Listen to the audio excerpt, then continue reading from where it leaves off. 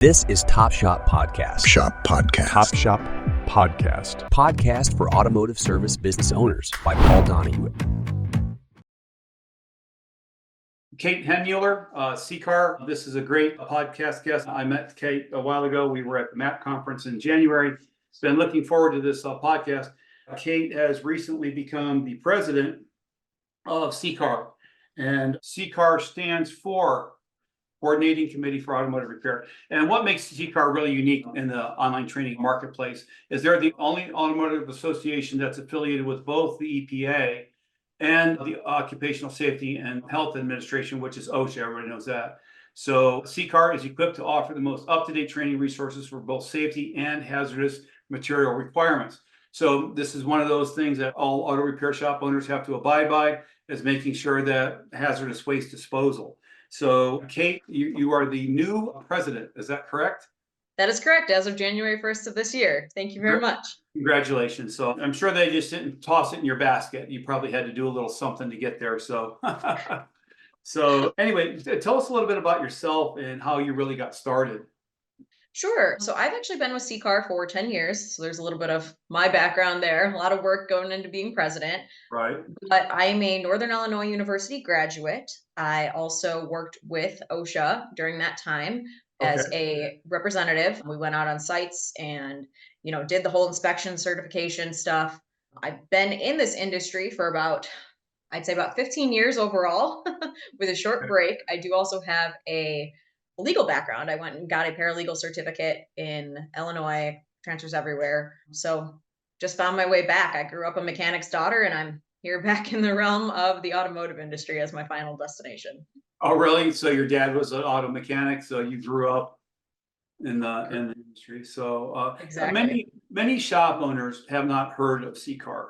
So when, why, and how did CCAR even start? Sure, absolutely. So as you mentioned, CCAR is our common name, but we are the Right. Coordinating Committee for Automotive Repair. CCAR was founded as a 501c3 nonprofit back in 1994 with a grant from the EPA. So that was started with EPA to found different places to be compliance resource centers for them because we were having trouble with everything, oil consumption, all of it. So as of now, 20 years later, we are fully self-sufficient. And beginning around 2002 to 2004 is when CCAR really became an e-learning company. That's when we started doing our online training, not only for the EPA, but also OSHA, as we all know, and the Department of Transportation for DOT. Okay. So in 2004, we were honorably selected, along with our partners, Shipmate Inc., by NAHAC, which is the North American Automotive HazMat Action Committee, another acronym for our industry. Oh boy. But we were chosen to create an all online program specifically for DOT, which is the 49 CFR. And that's really shipping and handling hazardous materials and doing it safely. Right. And this was in direct response to a bunch of incidents happening. There were planes that were unfortunately blowing up. Packages were not being properly prepared and notifying these carriers that things in here were hazardous and there was a possibility of explosion. Right. And this is our biggest product to date. It's what we find most helpful, not just the safety, but with the DOT, because with ever-changing technology in the automotive industry, and that's not limited to, but very much right now heavily based in the EV market and the batteries, just the continuation and the process of keeping these people safe on the roads, in the shops, handling it, servicing it, all of it is required there, which is really our mission. Our mission of CCAR is provide consistent, compliant safety, pollution, environmental, hazmat training, and educations to keep you guys safe. It's not one of those, like cleaning your closet. It's not something that, hey, I got to do this. We got to do this hazmat training stuff. We have to make sure that we dispose of our materials safely. So a lot of shops, they don't think about it until a lot of times after the incident occurs. So what is CCAR doing, to try to change that? Exactly. So we've been in the market for this for a long time. What I believe is training is the preventative measure. What we're trying to do is shift, like you said, that reactive to being proactive. Nobody wants to deal with the mess, right? If it's something very small or something very big and catastrophic, like unfortunately an employee doesn't make it home that night. We don't want that. No one does. No one should. So our vision is a workplace fully trained of professionals focusing on the craft and enhancing the business while being safe in doing it. And that's Mhm. what we try to do. One of the big things we do specifically, as you mentioned in the beginning, is we are the only OSHA Ambassador Alliance partner strictly in the automotive industry. We've held several partnerships since 1994. Our earliest one was back in 2004. And we've went from Alliance to Ambassador, which is a step up in partnership with them.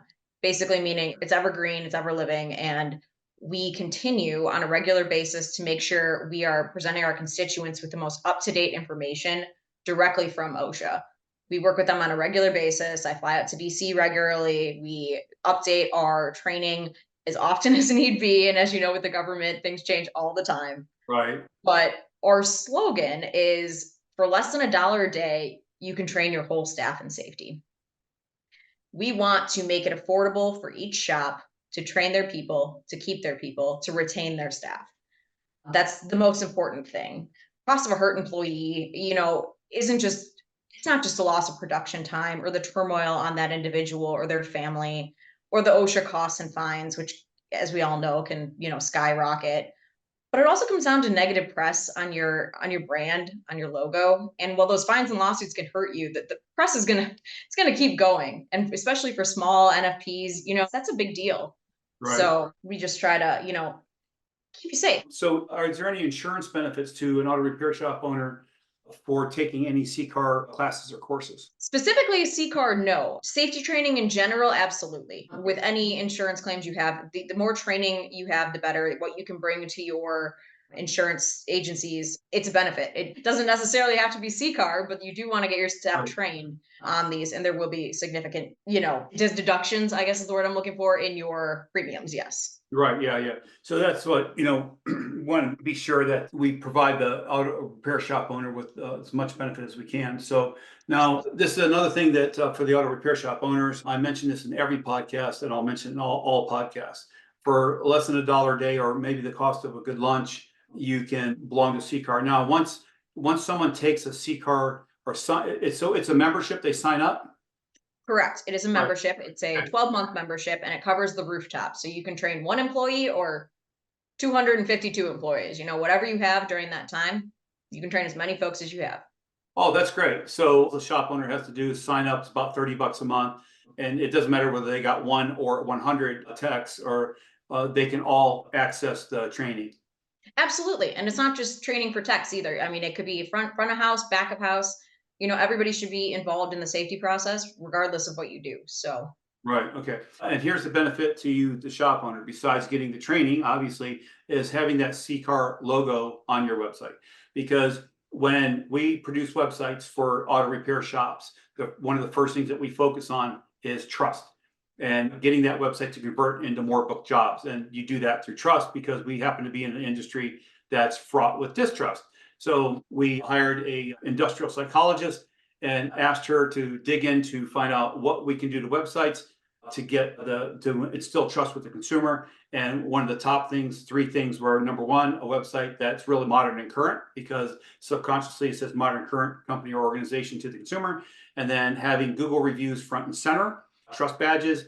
So that's your social proof, and then trust badges. AMRA, Automotive Maintenance Repair Association, ATA, AMI, ACA, all the ASA, any of these organizations, most of them are about the same investment as CCAR. So if you got a half a dozen of those and they're $360 a year, don't worry, those fees will be paid for just by more consumers subconsciously choosing your shop over the competitors. They don't know why, but we do. That's our business. So anyway, so I'd like to get that CCAR logo on more auto repair shops websites, and we will recommend CCAR to all of our shops as we bring them on as customers. Is the training content easy for workers to retain? Because some of these training programs get a little too technical and they get a little too jargonish. And have you guys focused on finding easy to digest content for the average? absolutely, especially with OSHA, as you know, I mean, things can get very technical. We try to keep it down to the basics, what you need to know to stay safe. When it comes to DOT, that's a little bit more involved, the shipping and handling, but it's Sure. also pared down as much and as appropriate as possible. Both of these training modules being e-learning, the benefit to it is you can break it up into chunks. At no point in time do we make you sit down for 3, 4, 5 hours and do something in one sitting. We have it in modules and we have it in chapters. So if you can only do 20 minutes a day, that's what you got. We also break it down by quizzes in between to make sure that you are retaining that knowledge, as well as a comprehensive exam at the end where you would get a certificate upon completion for, government official, hang it on your wall, put it on your fridge. You did the work. Right. So, but both of these, both DOT and OSHA do mandate that you train. Well, OSHA does it every single year, and then DOT is within the first 90 days and every 3 years thereafter. But that's not all we want you to do. We know that just taking training once a year isn't going to retain your information. What do they say? You learn a language, you don't use it, you're going to lose it. Same thing. So one of the big things we promote with our product is also doing small talks, or what I like to call toolbox talks. And that's just to keep safety at top of mind. So of course you're going to go through our e-learning program. You're going to learn it comprehensively. You're going to learn the do's, the don'ts, the big things. But as a shop, we, like I said, promote these toolbox talks. So if you get a new piece of equipment, or you make it that every Monday you take your shop on the floor and you do a 5-minute talk about something. Is it PPE? Is it lockout, tag out? Is it, you noticed that your staff isn't putting away tools and that's a problem. That's a trip hazard. That's a hazard in general. Let's go over it. Let's refresh it. Let's talk about it. So we offer some of this in our membership as, a drop down package where you can do it personally in your shop. So it's kind of a train the trainer moment. Like I said, it's a top-down approach. If I'm the owner of my shop and I show how into safety I am and how you are my dedicated employee, I want to keep you safe, I want to keep you on the job, it's gonna trickle down. Then my next employee is gonna keep their subordinates safe, their second person safe. It's a see something, say something responsibility. And that's what CCAR really promotes. Between refresher courses, the manuals, the access to the content, just all of the information that you get while being a member, besides just that initial e-learning, you can really take safety to the next level in your shop. That's awesome. Yeah, like you had mentioned, there's a lot of changes that are going on all the time with government regulation stuff. I'm busy. I run a business. I didn't even know I had that appointment with you for next week to go over. So, as shop owners, the same thing. Do you guys send out a newsletter to all your members just to let them know, hey, here's an update of this or that happened, or here's a big major change. Please, implement this right away. And that way it lets the shop owner, he can just check his email and say, oh, okay, I know what's going on. Yeah. We have not typically in the past, but that is something on our to-do list for this year. Working with other nonprofits such as HazMat, they are a great member to be part of in general. But one of the beautiful things they do is they do a legislative update. And we would like to do that as well, partner with them to get that information out to our constituents as well on a more timely basis. Okay, awesome. Yeah, that's a great idea. So I figured, as with OSHA and EPA, if you guys see regulatory changes coming down the road, you can send out a newsletter saying, hey, keep an eye on this. We're watching it. Don't worry. If anything changes, we'll let you know, type thing. So yeah, sending out a monthly newsletter to all your members is a great idea. So just real quick, Jeff Cox at AMRA, let's go ahead and do a quick plug for AMRA. Motorist Assurance Program. This is another ridiculously inexpensive. I think it's about the same, about $30 a month, $360 a year. And to have those two badges, Automotive Maintenance Repair Association and then Motorist Assurance Program app, having those trust badges on your website are key to helping you attract more customers. Like I said, much of what we human beings do is subconscious, and most digital marketing agencies didn't take this into account. That was the main thing we took into account, which is why we hired an industrial psychologist to find out what we could do, because we react to pictures and images. Motorist Assurance Program is that third-party agency that'll say, hey, it's not us telling you that brake fluid should have been replaced 8,000 miles ago. It's the Motorist Assurance Program. So once again, psychological, it's not us saying it because it'll benefit us. It's Motorist Assurance Program. So it sets the standards. And by the way, that's how Kate Henmueller and I met, was through Motorist Assurance Program. So the connections that you make, the information that you get, it provides a third-party tool for all of your service advisors to say, hey, it's not us saying that this needed to be replaced. It's this Motorist Assurance Program. We're a Motorist Assurance Program accredited shop. By the way, we're the only one in town, ma'am. So, and they're the ones that said this should have been replaced. Do you think we should replace it, or do you want to do it later? Oh, no, go ahead and replace it. So is that, am I giving it, am I plugging Jeff appropriately?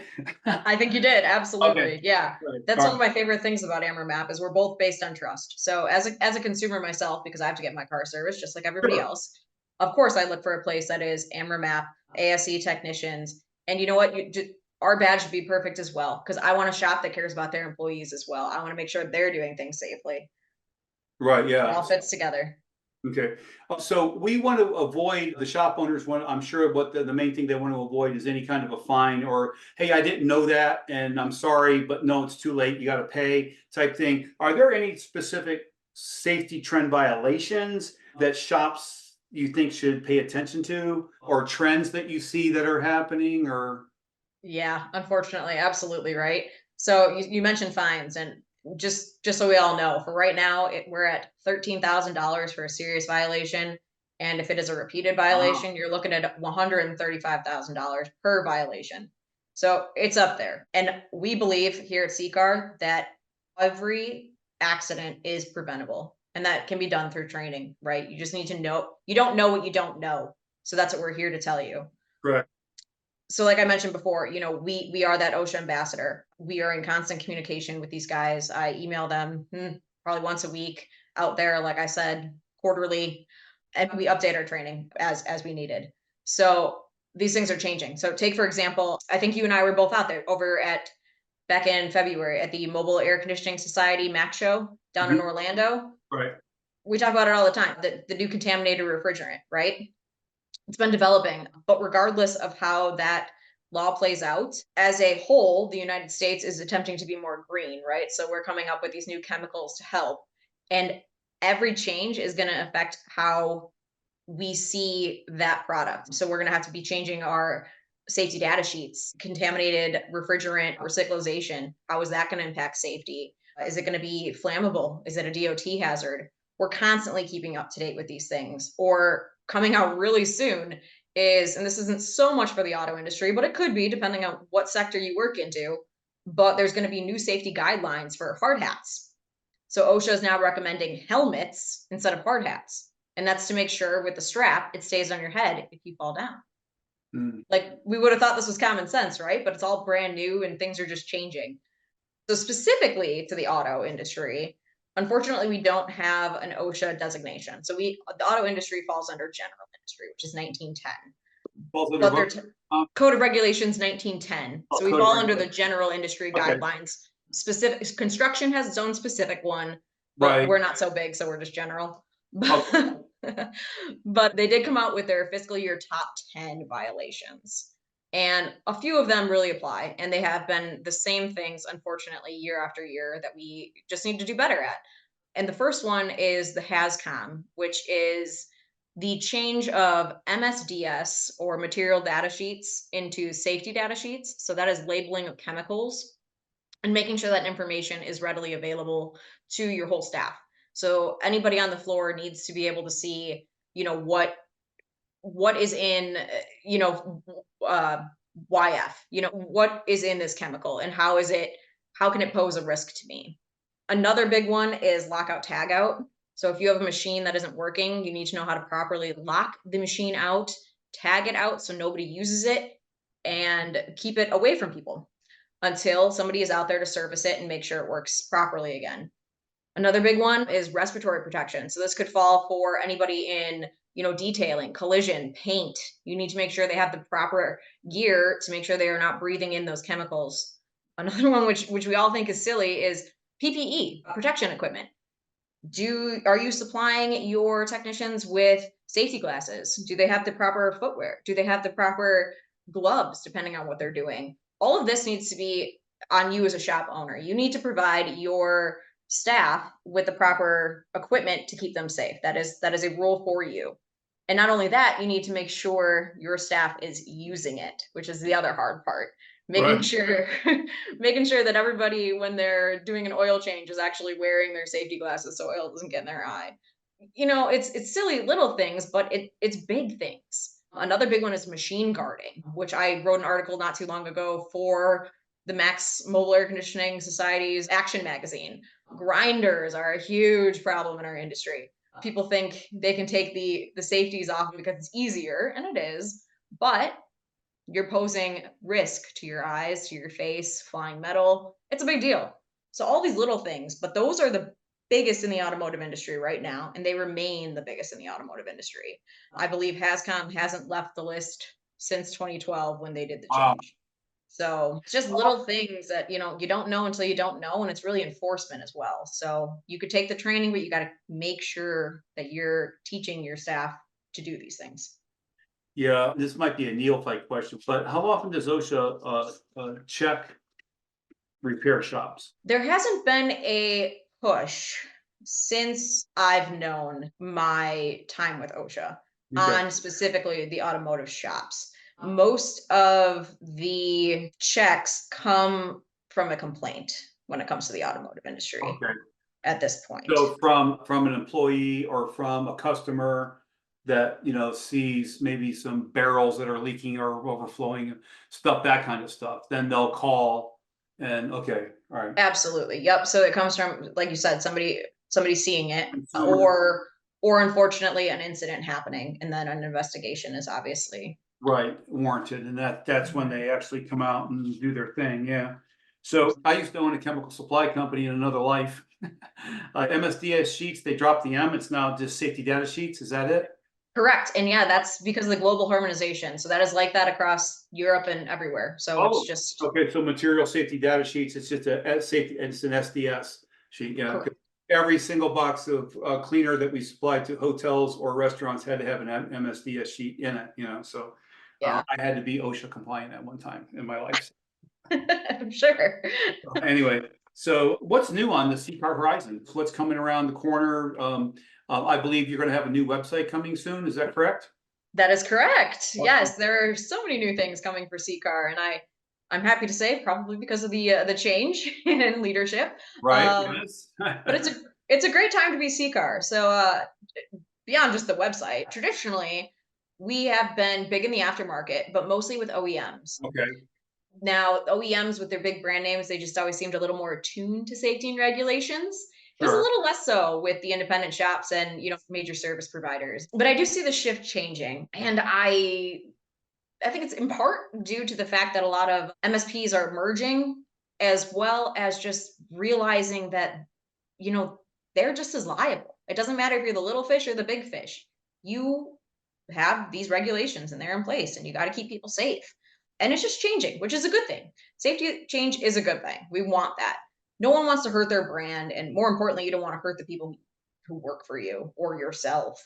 So one of the main goals of mine as becoming president this year is educating those NSPs and independents on the importance of safety for their shop.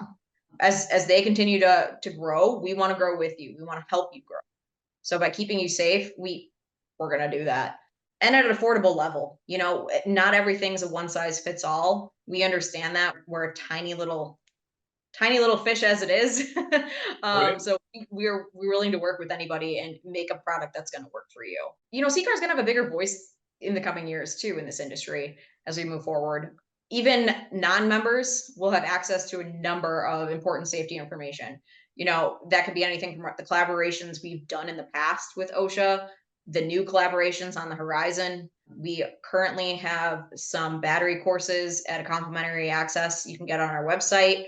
We have an EV 5 fast facts through OSHA on there. We've collaborated with the Automotive Chemistry Council on diisocyanates for the auto refinishing industry. That all currently is available on a complimentary basis, even to non-members. You'll be hearing more from us, I should say, at different safety events in the future. We're speaking at a couple events coming up, how to keep you guys safe, get your shops in OSHA order, as we like to say. And the other thing is we're just going to continue to be connected with different groups. We mentioned AMR-MAP earlier. Right. We're really big with them based on the trust factor, like you said. We want to keep consumers and you guys in the shops safe. So between that, building the trust with the end user as well. Right. But yeah, so really our aim is just to assist the aftermarket as always, and keep technicians safe financially and physically. Yeah, let me go ahead and give a couple websites out right now. It's CCAR CCAR-greenlink.org. So that's CCAR. So that's CCAR-greenlink.org. And then definitely get on AMRA. It's AMRA.org or motorist.org, either one of those websites, and get signed up with them. It's amazing the amount of information that you'll get and the benefit that you'll get from these two organizations. So anyway, yeah, so we have a fresh young face at CCAR. So I would expect a lot of fresh ideas and things that I'm sure that you've been wanting to implement for a while that you're putting into, because I know you've been chomping at the bit to get the president's position. And I'm sure you've got a lot of ideas and things that you want to implement and bring in a lot of new ideas and new information to the consumer. It's a great idea also that you will just offer free information to the shop owner that's going to help them. And of course, that's what all good companies do. We want to provide really good information to the shop owners, how to get their websites to convert, whatever. We just give the information. If they're interested in our services, they'll let us know. So by CCAR providing information free to shop owners, and then if they want the more in-depth, they gotta come up with the whopping $1 a day to get it. So anyway, how do you approach competition in the industry? Or do you even have much competition in your industry? We do have competition. We are not the only e-learning training provider out there. Right. Yeah. How do you approach the competition in your industry? Because you guys, we're a Google certified partner. We're Google Analytics certified. We're a Yelp partner. So same thing with you guys. You're the only EPA certified. You're the only OSHA certified. So Yes. that really gives you a decided edge, because these governmental organizations aren't going to allow you to display their badges on your website without intense collaboration with them. Because I know there's a lot of other e-learning programs out there, training. There's management training. There's all kinds of. Rick White offers at 1-800-BIZ offers fantastic coaching and training to auto repair shop owners. You got the AMI and you got the AMN. AMN Automotive Management Network is fantastic. Tom Ham over there providing standard operating procedures and management procedures for shops. So with your particular, with safety, how do you approach the competition in your industry as far as the safety information goes? So the biggest pocket I have is the fact that we're specific to the automotive industry. A lot of our competition does many things. We do one thing well. We do automotive. You're not going to find us having training for cosmetology schools. You're not going to find us having safety training for culinary. All very important, but that's not us. Right. We are specific to the auto industry. Our OSHA ambassadorship allows us to have a connection to them that not everybody does. We learn things faster, we implement them faster, and we get you the information on a timely basis to help you and your staff. We're here to train you to change your safety culture specific to the automotive industry. And it helps that we do have OSHA, and it helps that we do have EPA. Sure. But everything we do is based on facts from those who have worked in the auto industry, along with those who have actually worked in the naval industry. So we have training that's applicable to the people we're trying to serve.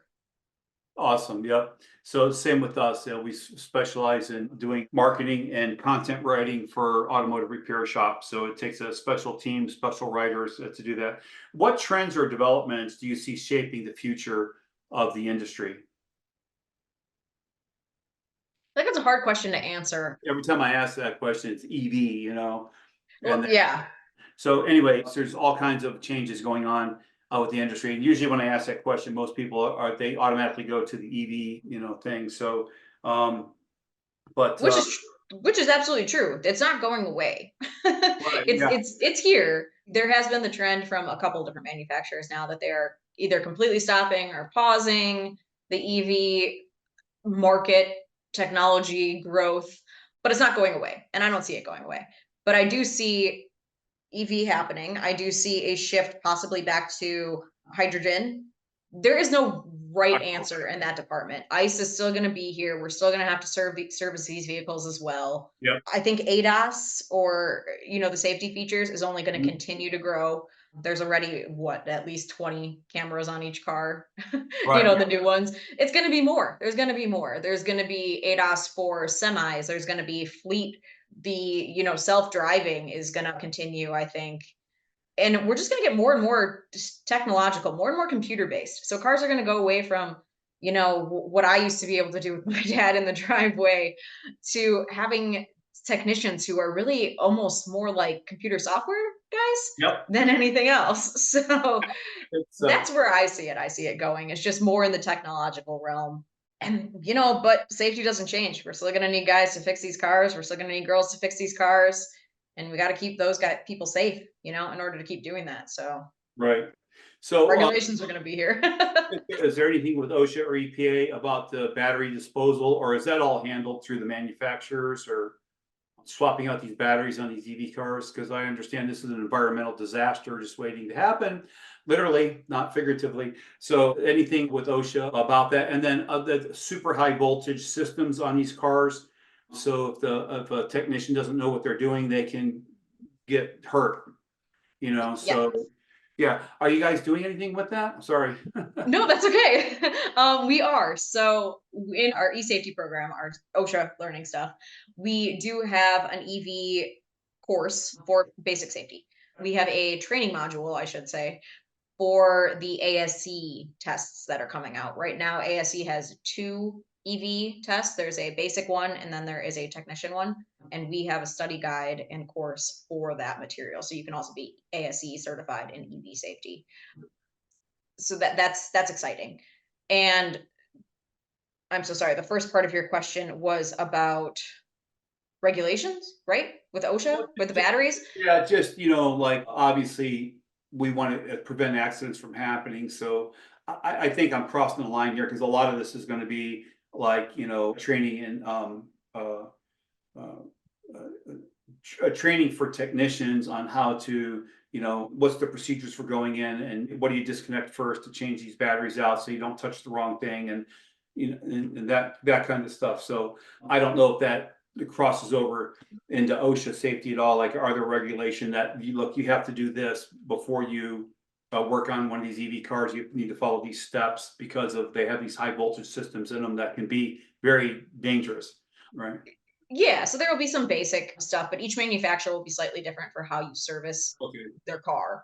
And the actual servicing will probably come from ASE, like I said. Their second one is out. The third one is more for when you're going to have a technician actually opening up one of those batteries and working on the battery itself. So that's going to be very specific.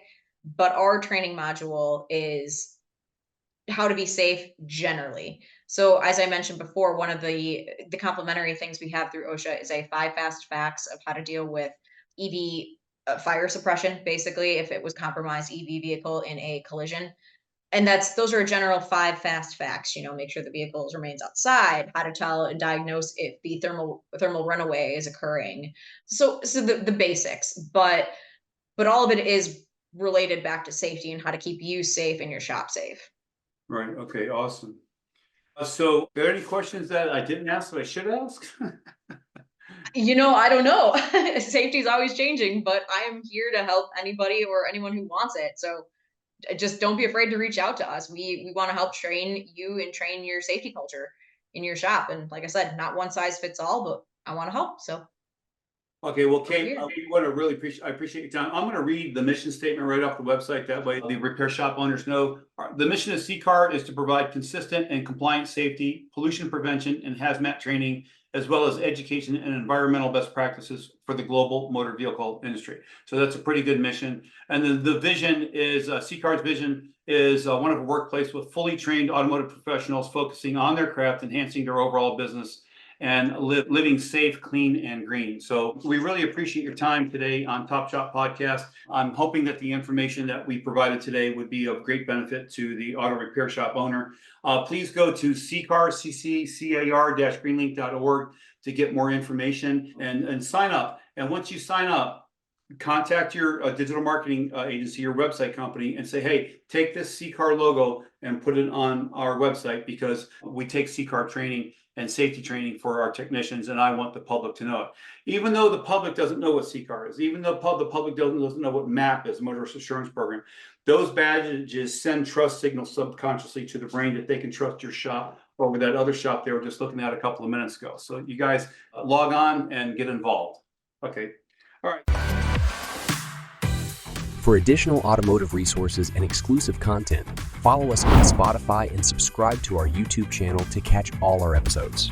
Thanks again for joining us in the driver's seat, and we'll see you next time for another thrilling episode of Top Shop.